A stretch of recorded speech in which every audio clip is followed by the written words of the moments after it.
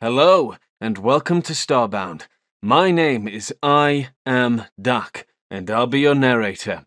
If you enjoy human-created HFY stories and want to support us, we're on Patreon now. You'll also get access to exclusive stories you won't hear anywhere else. Link is in the description. Now let's get into it. The benthic star slammed into the alien ocean, the impact vibrating straight through Sutton Holden's boots into his jaw. Primary sensory arrays tore from the hull, shedding titanium. Inside the command cabin, the white illumination snapped off. Crimson emergency strobes flared. The multi-species survey vessel skipped across a wave trough, spinning, then impacted a second time. Deceleration slammed Sutton against his crash webbing, driving the oxygen from his chest. He hung, suspended, heavy field boots pointed at cracked ceiling panels, while the inertial dampeners whined and popped. Freezing salt water hammered the reinforced viewport. The fluid roared, a continuous drone of pressure against metal. Sutton blinked against the spinning cabin. Red strobes caught floating debris. A loose ledger panel clipped his shoulder. He forced a breath in and out, and swallowed the copper grit pooling at the back of his throat. Blythe. Sutton rasped over the internal comms. He swallowed again, raising his voice. Report lower deck. Status. Static popped in his right earpiece, followed by a wet cough. Blythe Tallis, the flight engineer, spoke with a voice scraped raw. I function, she said, breath hitching. The ship fares worse. We pitch at 24 degrees. The lower bulkheads. Sutton unlatched his chest restraints, dropping to the slanted floor plates and bending his knees to catch his weight. Did they seal? Manual overrides jam. Keys clacked over the comms. Port side corridors warped. On impact. Saltwater floods, ventral engineering. If that brine hits the primary battery banks, the Ark will fry us. Trigger the auxiliary explosive bolts and doors 2 through 5 from your console. With the gravity generators offline, the ship listed hard to starboard. Sutton scrambled up the angled deck, grabbing the navigation table's edge to haul himself toward the command console. He hooked his boots under the desk's lip for leverage and swiped the cracked glass interface. Doors 2 through 5, he repeated, tapping the red override icons. Arming. Detonating. Subdeck thuds vibrated through his boots. Bulkhead sealed, Blythe said. Water contained. Battery banks clear. Give me 8 minutes to route power to the tertiary light support. Hands off the remaining controls, Sutton. Understood. Sutton wiped the condensation from his forehead with the back of his wrist. His jumpsuit clung to his skin, chilled by the moisture pooling in the dropping temperature. He pushed off the console, turning to check the aft cabin. The vessel stabilized, pitching back and forth on the swells. Sutton unbuckled his secondary harness and crossed the sloped floor to the rear bank of shock seats. The 2 Deviri crew members sat, locked in statuesque rigidity. Churin, the chief science officer, pressed his heavy charcoal hide deep into his restraints. His thermal sensory pits, typically a steady azure, flared bright white. Next to him, Nemi, the junior cartographer, displayed the same paralysis. The silver fractal patterns on her cranial ridges stark against her taut skin. Both officers stared straight ahead through the viewport at the churning water. Sutton approached. Deviri biology evolved for high-gravity environments. Their immense bone mass turned them into anchors the moment they touched liquid. Churin, Sutton pressed a hand to the bulkhead near the officer's seat. Report injuries. Nemi, tapped the console. Nemi remained frozen, pits locked on the water. Churin turned his head, the motion rigid and halting. Our lives end here, Sutton. Holden. We float, Sutton said. Bulkheads hold. Blythe has the power routing. You misjudge the tide, Churin replied, syllables clipped and sharp. Our mass dictates a vertical plummet to the seafloor. Once we settle, The stasis reflex locks our limbs, and our slow metabolisms drag the dying out into awareness. We remain pinned, conscious, and unable to rise. The ocean executes us all. We await the breach. The Deviri revered open water as a relentless enemy. Their mythology treated sinking beneath the surface as an ultimate doom. I will keep this vessel buoyant, Sutton said, locking his jaw. He felt his pulse hammering against his rib, recalling the zero-gravity coolant fluid from a past cycle, the sting of freezing fluid in his lungs. I outlasted a flooded reactor. We will survive this ocean. Turin looked back toward the viewport, where waves slapped the reinforced glass. Statistics render optimism irrelevant. The fluid claims it's due. The aft bulkhead ground open, metal screeching on its tracks. Blythe Tallis pulled herself into the command cabin, black grease stripping her cheeks. She wore her jumpsuit sleeves rolled to the elbows, revealing layers of old weld burns and fresh purple contusions. She gripped a cracked diagnostic tablet. The primary intake valves ingested 14,000 litres of seawater before the crash protocols engaged, Blythe said. She crossed to the navigation terminal and dropped the tablet into the console.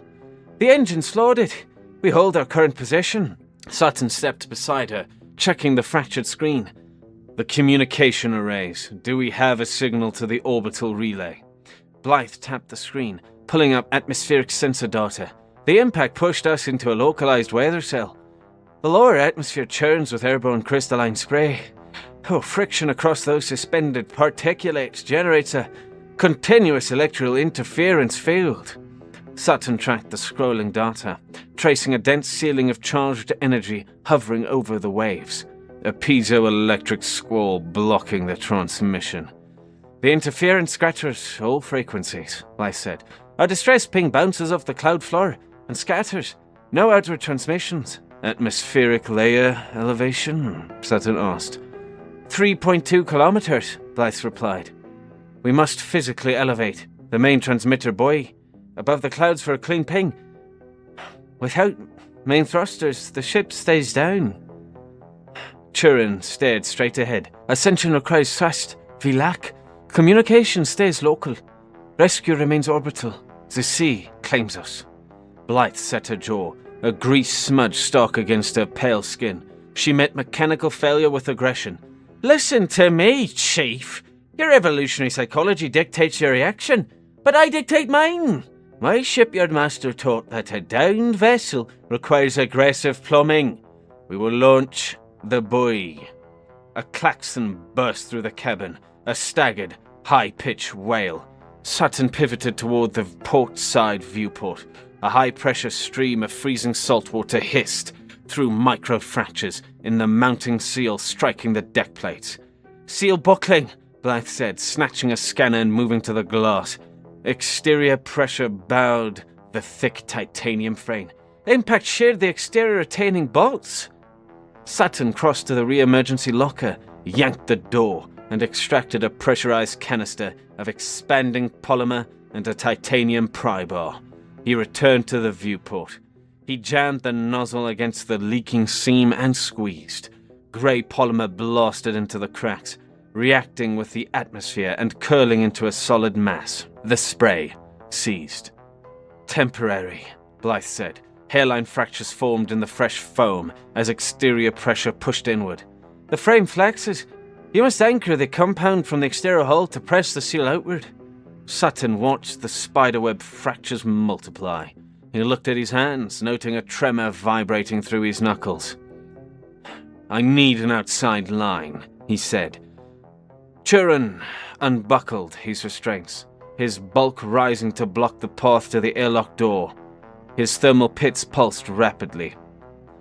Remain in the cabin, Turin ordered, lowering his tone an octave. The current possesses sufficient force to drag you downward.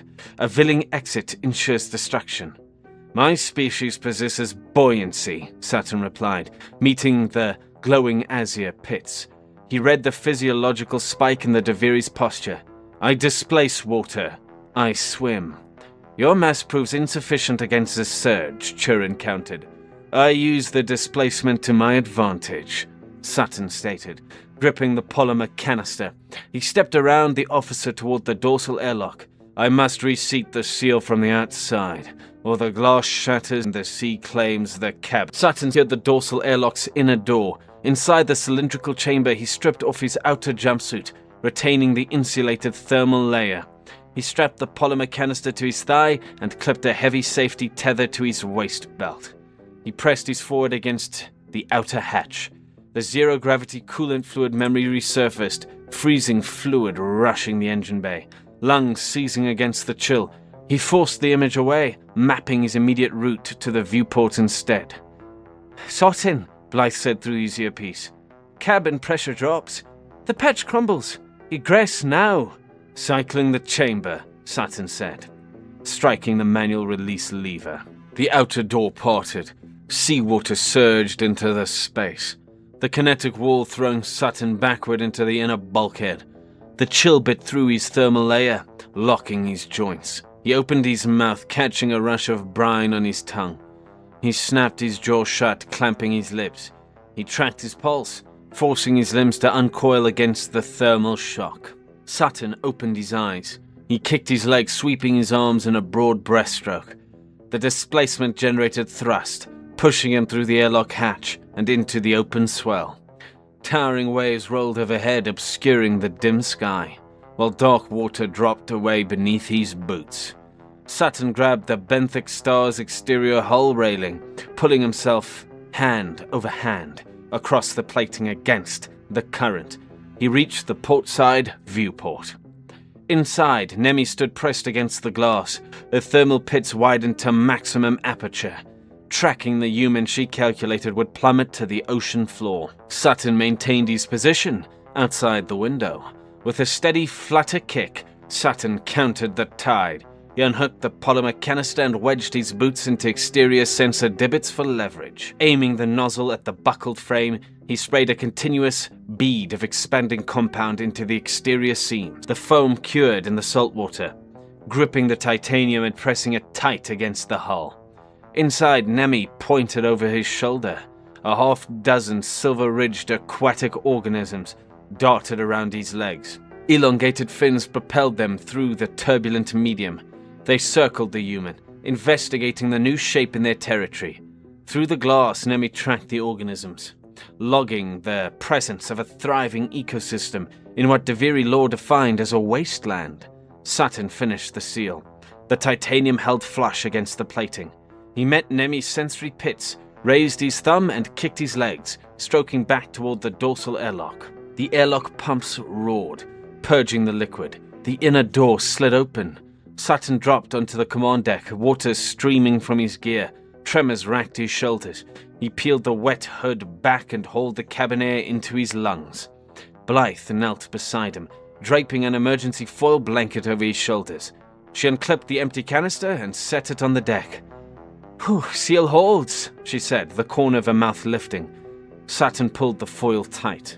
Churin looked down at him. The Deviri commander lowered himself to a single knee, bringing his glowing pits level with Sutton's face. "I monitored your maneuvers," Churin said, lowering his volume. "My archives are quite liquid planets with structural collapse. Our history logs a total fatality rate from open immersion. You entered the fluid." Churin tracked a drop of water sliding off Sutton's collar. "You manipulated the medium to rise. Your actions revise our base assumptions."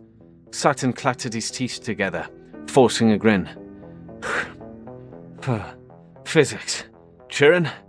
Displacement and buoyancy.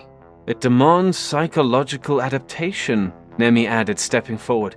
"Your heart rate accelerated on the medical monitor, indicating thermal shock. Yet you completed the repair. I observed indigenous organisms navigating the currents. You mirrored their mobility. The phobia represents a strictly Deviri limitation." "Save the species analysis," Blythe said, crossing deck to the navigation panel. She grabbed a piece of salvaged plating and grease pencil. "Sutton secured the hull. We stay afloat. We still need to punch the transmitter buoy through the piezoelectric squall." Sutton stood, bracing his shoulder against the bulkhead. "Main thrusters remain offline. How kinetic launch mechanisms lie in ruins. Conventional mechanisms, yes, Blythe corrected. She sketched a schematic on the metal plating with the grease pencil. We have a functional reactor, unlimited salt water, and a cylindrical main exhaust tube. We construct a steam cannon. Saturn approached the table, tracking her lines. A steam cannon. Affirmative. Blythe tapped the plating. The reactor utilizes a titanium cooling jacket. Currently, the core sits dormant. We detach the communications buoy from the dorsal housing, then load it into the main thruster exhaust tube. Turin leaned over the table. Identifies a source for this payload. We siphon seawater into the reactor's cooling jacket, Blythe said. We seal the intake, then ignite the fusion cycle. The core flash boils the trapped liquid. Water expands into steam at a ratio of 1 to 1600. The exterior pressure builds. I route a manual release valve from the cooling shell to the exhaust tube. Upon reaching maximum PSI, we open the valve. The expansion fires the payload through the interference field. Saturn dragged a hand over his jaw. The kinetic recoil guarantees structural damage to the lower hull. If the release mechanism jams, the reactor shell detonates. I log the risk probability, Blythe said. The alternatives are slow asphyxiation or aggressive plumbing. I proceed with the plumbing. The hull stress fractures guarantee fatal structural compromise, Turin said. Idle drifting guarantees suffocation, Blythe stated, dropping the grease pencil. Chief, assist me with loading the buoy into the exhaust tube. Sarton, prep the reactor for a cold start. Sarton discarded the foil blanket. He flexed his hands to work the stiffness from his joints and descended the rear engineering access ladder. Inside the lower reactor bay, he aimed a handheld luminaire across the cylindrical core housing. He unlatched the primary ignition chamber's access panel and checked the internals. A jagged split bisected the synthetic quartz node. Blythe, Saturn said over the comms. Ignition relay shattered on impact. The synthetic node severed. The fusion cycle lacks a spark. Blythe exhaled sharply over the radio. Spares in the locker. Storage crate crushed, Saturn said, brushing his thumb over the fractured quartz. Relay destroyed. Nemi stepped to the navigation terminal. She punched a sequence into the cartography interface, pulling a localized seafloor sonar scan beneath the hull. Saturn, Nemi called out. You specified a piezoelectric ignition component, a material capable of generating a heavy electrical charge under mechanical stress. Affirmative, Saturn answered from the bay. The original component used a synthetic quartz compound. We need a high-yield piezoelectric substitute. Substitute located, Nemi said, tapping the screen. Sonar ping indicates a calcified ridge situated on an outcropping 32 meters below us. Energy readings confirm heavy crystalline electric properties. The reef functions as a biological electrical generator. Saturn climbed the ladder, checking the topographical map. That explains the squalls above us. Ocean currents are grinding this ridge into charged spray and seeding the storm with the same piezoelectric material. Extract a segment of this material, Nemi said, and Blythe replaces the relay. A blunt mechanical strike forces the bionode to discharge the necessary voltage. Blythe looked up from a schematic, meeting Saturn's eyes. Saturn checked the depth gauge. 32 meters down. The surface swim involved lateral movement against waves. A vertical descent required anchoring to a ruptured hull. The ambient pressure multiplied with every meter. I require a tether, Saturn said, crossing to the severed data cables hanging from the ceiling housing. A physical guideline. Saturn, Turin said. Your hand tremors increase. Your respiratory rate escalates. The deep fluid introduces pressure variables human biology resists. I log the variables, Saturn replied, pulling a bundle of fiber optic data lines free from the housing. He braided them together into heavy knots. The reactor needs a spark. I swim. Saturn stood in the dorsal airlock wearing a pressurized atmospheric suit salvaged from the locker. He locked a pneumatic kinetic chisel to his right wrist and secured the braided data cable to his utility belt. He tested the tension. Blythe anchored the opposite end at the console. Line secured, Blythe said over the comms. I serve as the anchor. You dive, chisel the material, and give the cord a double tug so I can engage the winch, retrieve the node and return. Understood. Sutton pulled the spherical helmet over his head and locked the collar rings. He hit the manual release. The outer door retracted. The sea rushed in, but the suit's weighted boots dragged his center of gravity downward. He dropped past the airlock rim. Surface illumination faded. The pressure gauge on his wrist ticked upward, the suit joints groaning under the increasing atmospheric load.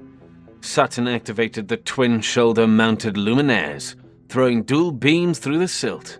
He sank past 12 meters, then 24. The ambient chill bled through the insulation. His lungs hitched, the coolant flood memory overlaying the current descent, the sensation of falling inside a sealed metal cylinder. He forced his jaws to unlock, speaking to hear his own voice. Passing 30 meters. Pressure holds, suit joints secure, scanning for the target ridge. He checked the area below his boots, where a blue radiance sharpened into a jagged ridge of calcified nodes, crisscrossed by thick, fibrous stalks of deep-water vegetation swaying in the current. Sutton struck the rocky outcropping, bending his knees to absorb the landing. He stood beside a protruding piezoelectric rock cluster. Target reached, Sutton reported, his voice tight from the compression on his ribs. Engaging chisel. He pressed the pneumatic chisel against the base of a node and triggered the burst. The bit hammered the dense rock, sending blue sparks showering into the silt. The kinetic strike released a localized electrical wave that shorted his right luminaire. The mineral snapped. Sutton grabbed the heavy chunk with his left hand, tearing a thick bundle of fibrous stalks loose as he pulled away from the ridge. Catalyst secured, Sutton said. His chemical monitor chimed, a tachycardia warning, in his earpiece. The compression burnt his chest. He grabbed the tether at his waist and yanked twice. Blythe, haul the line. The tether snapped taut, lifting his boots off the seafloor. He rose 12 meters, the glowing ridge fading below. The ascent halted with a sharp jolt. Sutton dropped back a half-meter, the harness biting into his ribs. The cord locked in place. Blythe. Sutton cycled his legs against the weight. Winch stopped. Status. I have tension on the line, Blythe responded, her voice tight. The cord caught on the torn undercarriage plating. I lack the leverage to break it free from the console. Sutton grabbed the tether above his helmet and hauled his weight upward. The line held fast against the twisted metal, leaving him suspended 20 meters down. The ambient pressure squeezed his joints. Sutton let his arms drop. He locked his right elbow over the fibrous stalks and gripped the glowing node in his left hand. His breathing shifted to shallow, rapid intakes. He stared into the water, his limbs locked against the chill and the weight. Inside the cabin, Turin checked the inner viewport. He traced the data cable running beneath the hull, then accessed the suit telemetry on the secondary monitor. Sutton's heart rate climbed past baseline. His muscular activity dropped to 0. Turin diagnosed the physiological stillness. He identified the paralysis of compression shock. The human who previously navigated the fluid layer now mirrored the De Vere response to open water. Turin examined his own heavy hands. De Vere historical records categorized the ocean floor as the ultimate cessation of movement. Sutton made the descent to retrieve the ignition component. Turin raised his head, his thermal pits flaring to a bright azure. He crossed into the dorsal airlock chamber. Turin, report your action, Blythe called from the command console, leaning her weight against the jammed cord. I extract the human, Turin said, stepping past the inner seal. Turin struck the control panel, sealing the inner door. He bypassed the cycling protocols and triggered the manual release for the outer hatch. The chamber flooded. The incoming tide's kinetic wave struck his chest. Unshielded by a pressurized suit, Turin utilized his dense physiology. The water rushed over his hide, breaking around his center of mass. He planted his boots on the metal grating and engaged the magnetic locks, anchoring his frame against the surge.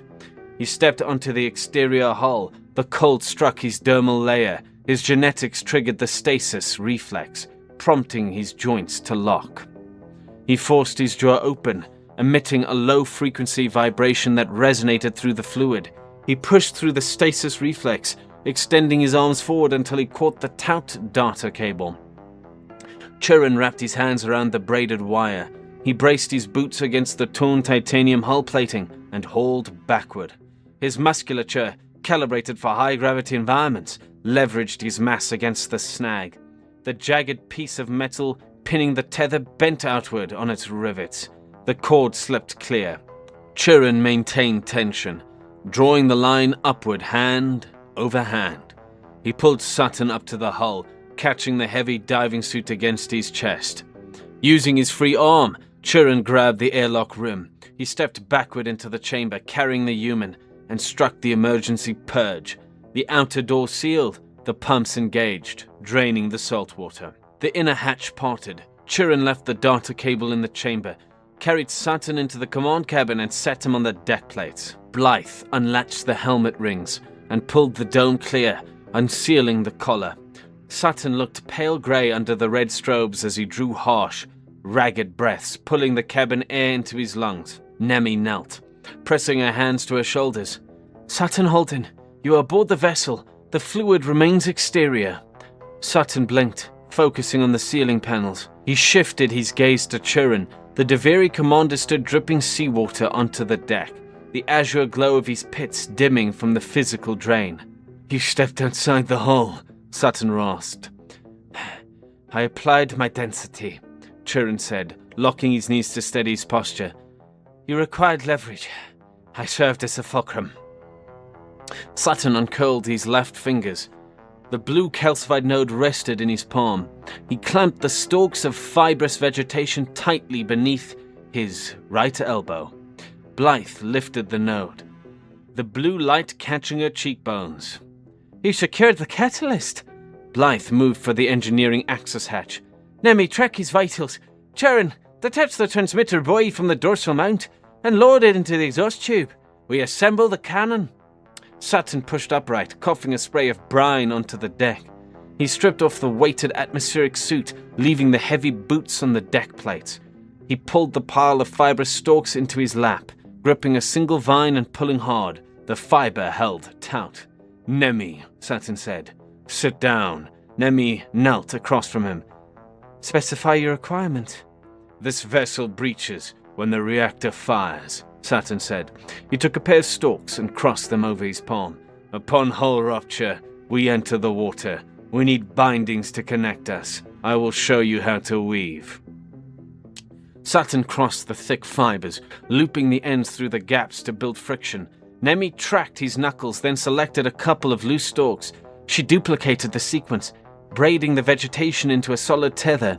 She stripped a foam cushion from a nearby shock seat, lashed the cord around it, and secured the opposite end to her belt.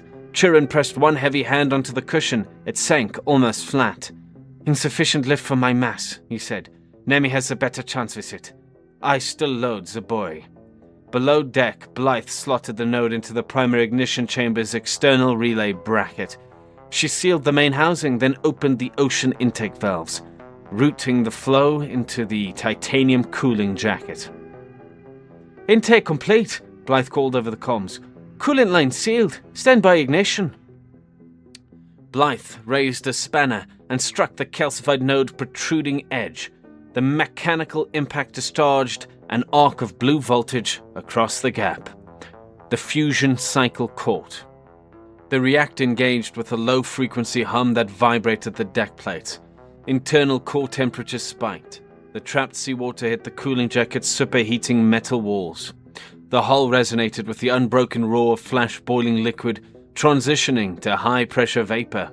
The benthic star's frame buckled.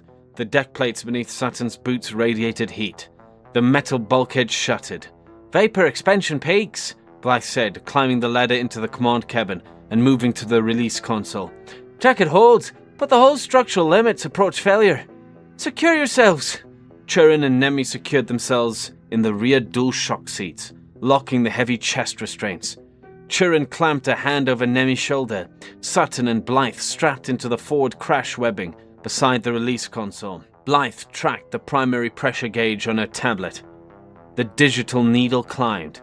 1200 psi, 3400, 5600. The readout flashed red. The deck plating bolts sheared from their threads, pinging against the bulkheads. "Red line," Blythe said, throwing the manual release lever. "Payload away!" The valve connecting the cooling jacket to the main exhaust tube opened. Vapor expelled into the exhaust tube's confined space, striking the communication buoy's base. The recoil drove the benthic star downward, pushing the damaged hull beneath the swells. The transmitter payload cleared the ship, riding a vertical pillar of vapor. Through the overhead viewport, the crew tracked the metal cylinder punching into the sky. It broke the piezoelectrical storm layer, generating a ring of blue electric discharge as it breached the atmospheric ceiling. The payload reached the upper atmosphere, clearing the interference field. Blythe traced the telemetry streams on her tablet. "Transmitter clear! Automated systems online!" The screen flashed green. "Distress package away," Blythe said, dropping the tablet to her lap. "Broadcasting coordinates to the orbital relay. Signal verified." The launch succeeded. The buoy's altitude carried the distress signal above the interference field. While the steam pillar punched a temporary gap through the squall overhead, the steam pressure within the reactor depleted. The resulting vacuum inside the cooling jacket buckled the titanium walls inward. The kinetic recoil from the launch finished severing the weakened lower hull framing. The bulkheads split. The command cabin deck tore away. The sea surged upward, filling the shattered cabin. The cold tide struck. The current ripped Sutton from his torn crash webbing, tumbling him through the wreckage. Jagged hull plating and loose circuitry spun past him as the emergency strobe shorted out. Sutton aligned his body, kicking his legs toward the surface current. He broke the waves, inhaling the cold air and clearing the brine from his eyes. Blythe breached a meter away, clinging to a buoyant section of internal thermal shielding. The foam insulation held the plating atop the swell. "Sutton!" she called over the wind. "Secure yourself to the foam!" Sutton swam over, gripping the shield's edge and scanning the debris field. Nemi breached the surface, paddling her arms while anchored to the float cushion via the braided tether. The woven vegetation kept her cranial ridges above the water. "Position on Turin?" Sutton asked. Nemi checked the water blower. "He released the wreckage." "He sinks." Sutton inhaled, filling his lungs, grabbed a loose shock seat cushion from the debris field, and angled his body downward. He kicked his legs, driving back under the surface and navigating past the sinking wreckage. 12 meters down, he spotted the glowing azure pits. Turin plummeted toward the floor, locked in instinctual stasis with his arms pinned to his sides. Sutton streamlined his posture, dropping fast enough to intercept the Deviri. Sutton caught Turin from behind, wrapping his arms around the broad chest, and jammed the buoyant cushion beneath the Deviri's harness. The added lift checked Turin's descent, giving Sutton something to fight against. Sutton locked his grip, recruited the muscles in his core, and kicked his legs in a continuous, powerful stroke. The compression squeezed his ribs, his lungs burning through the stored oxygen. Combined with the foam's buoyancy, he countered the density, forcing their trajectory upward. He kicked toward the surface's shifting light. Spots clustered. He kicked toward the surface's shifting light, spots clustering at the edges of his vision. Sutton broke the surface. He exhaled, pulling fresh air into his chest, and hauled Turin to the thermal shielding. Blythe grabbed the commander's arm, and together they pulled his mass onto the foam plating center. Sutton rested his arms on the shield's edge. Nemi pedaled a cushion over to the raft, gripping the side to stabilize their cluster. The benthic star remnants settled onto the sea floor, leaving the crew atop the debris. The steam pillar left a temporary breach through the weather cell, disrupting the interference field directly above. The sky cleared through the gap, exposing the starfield. The surface wind dropped, leaving only the slowly rolling swells. Turin sat in the raft's center, seawater running off his hide. A tremor ran through his shoulders, thermal shock affecting his dense biology. He checked the foam shielding supporting his weight, then looked at Saturn. The commander tilted his head. "I note," Turin said, his syllables crisped. "The oceanic view proves adequate from this elevation." Blythe stared at him, then let out a sharp laugh. Nemi joined in, emitting a series of clicking vocalizations. Saturn leaned his head back against the foam, riding the swell's rise and fall. A sweeping shadow crossed the water. Searchlights cut across the surface. An orbital retrieval carrier descended through the gap in the squall, thrusters humming as it locked onto their coordinates. Saturn laughed, reaching over to grip Turin's shoulder. Turin looked at the hand resting on his dermis. The rigid lines of his jaw relaxed. The humans leveraged displacement to float. They broke stone for a spark, piped a reactor into a cannon, and braided kelp into a tether. The surface mechanics proved adaptable.